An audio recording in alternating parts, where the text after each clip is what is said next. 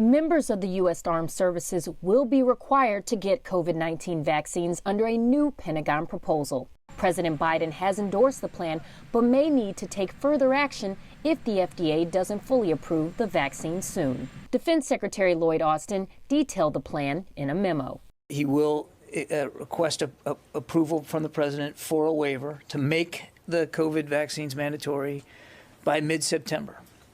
He'll make the request for the waiver by mid-September. I've seen some reporting out there that means that all the troops have to be vaccinated by mid-September. That's not accurate. He'll make the request by mid-September, unless or until FDA licensure occurs before that time, at which point the Secretary has the authority he needs upon FDA licensure to make whatever vaccine is then given that license mandatory. In the meantime, each branch will have to make recommendations for how they will roll out the vaccine for active duty and Guard members. I know. Thank you so much, man. Newsy spoke to one commander with the Pennsylvania Air National Guard, and he said rollout should be a pretty simple process. We're going to get guidance on that. I believe the Title 10 active duty personnel are going to be getting it sooner, and then we will have a time frame in which we can roll it out to all drill status guardsmen. So that we can order the vaccines and have it in supply and then set up dates in which to provide it.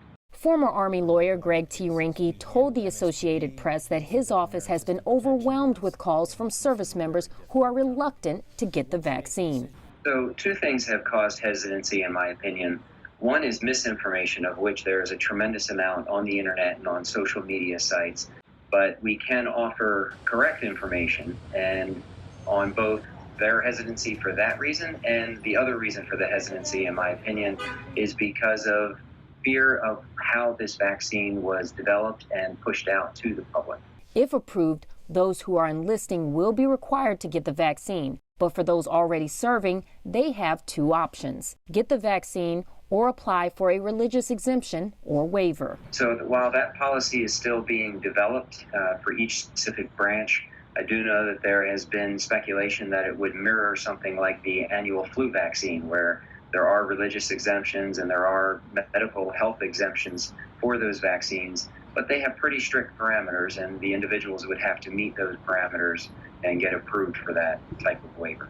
If they refuse altogether, it would be considered disobeying a lawful order. I think the problem may be that if someone continues to refuse to get the vaccine and they don't meet one of the possible waiverable circumstances, then if they have to be separated because of such a reason, that's going to hurt morale and camaraderie. But it's that individual's choice to comply with this mandate. It's not that they're being forced out.